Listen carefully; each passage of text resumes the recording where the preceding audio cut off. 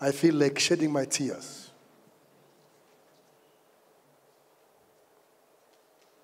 We are dying on a daily basis. We have cried to the highest office in this country.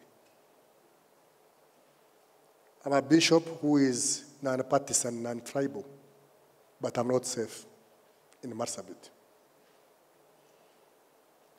And if we see any calls, we think we are going to be told someone has been shot dead. The situation in Marsabit is worse than before Kenya got independence. I don't know what happens when it comes to this Marsabit. I'm sure the government knows everything about it. And I once said, I refuse to believe that the Kenyan intelligence and security apparatus are not aware of what's happening.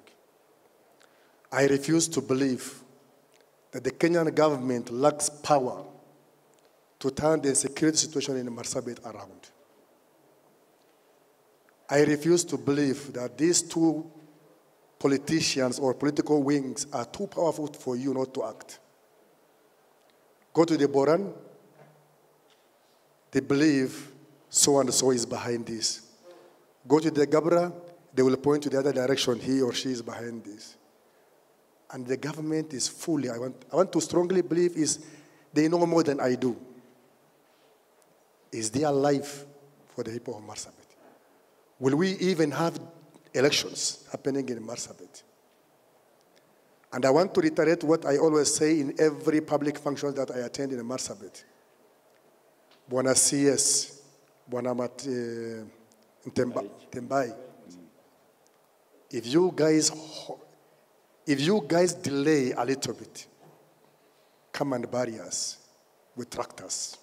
There is no part of Kenya, I can tell you that without fear of contradiction, there is no part of this country where one group of people speaks about their neighbors the way it happens in Marsabit.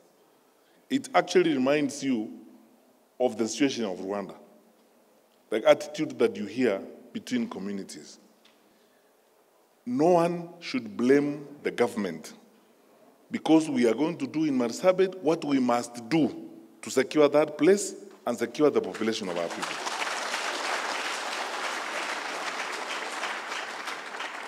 All I can say for sure, without fear of contradiction, it is not going to be fun.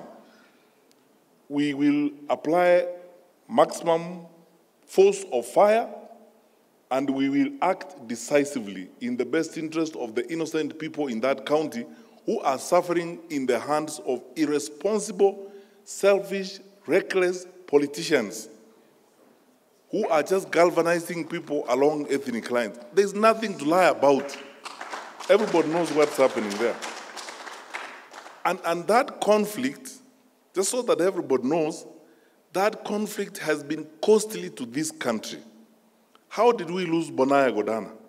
How did we lose 7 members of parliament? How did we lose Miruki Kariuki, Assistant Minister for Interior at that time? How did we lose bishops? There's a bishop we lost. 2. That conflict has been, and I said this before, there has been no conflict in any part of this country that has been costly like the conflict in Marsabit. And every time you talk to those leaders, they behave like stones. Bishop, you know, we were together. The whole week, we were together with you in that room. They lie to you, every group. They say this, they say that. At one time, actually, if we didn't have the services of Reverend Kobia and yourself and the head of the Catholic Church, we would probably have not had a meeting. And that has continued again and again. Bishop, I want to assure you, because that deadline has lapsed, we can see those things going on. We are organizing ourselves. And we will move to the council. My colleagues are here. But one thing that I need to let you know, and you should let the other religious leaders know, both in Marsabit and in the rest of the country, please, when we act as we will on Marsabit, nobody should blame the government. We have done everything we could to bring about sanity in that part of our country. There's nothing. let me tell you, there's nothing our president has not done.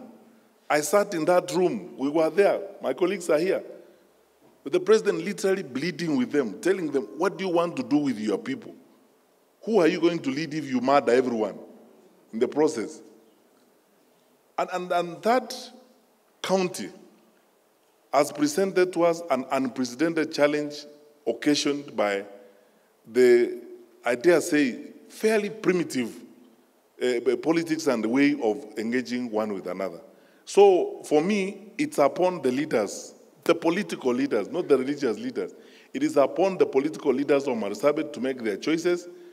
Honestly speaking, had it not been for the patience of the president, my colleagues, the heads of the agencies, we were not willing to have another meeting.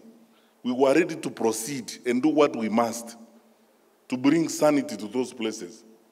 Because every day they are murdering their people, and all of it is just politics. It's nothing else. It's either Gabra, Borana, that is it. And then we ask them the question, everybody asks, why can't you sit down and talk to each other? What is it? Honestly speaking, I have seen the church at work in Kenya. But there's no place I have seen where church leaders, this bishop, your colleague, the head of the Catholic Church, and the others, actually you have almost spent a lifetime on this conflict. There's almost, I don't know whether you do anything else to your congregation. You know, oscillating from one office or one politician to another politician. And it's constant. It's been a very costly conflict. And as I said, Bishop, they themselves accepted the ultimatum they were given by the chairperson of the National Security Council, who is the president of this country. They accepted the ultimatum. In other words, we will not give notice to do what we are going to do. They accepted the ultimatum. We are pained by what we have seen, and what you have described is true, what is going on. But we will not continue sitting and telling stories. We will act, and we are going to do that.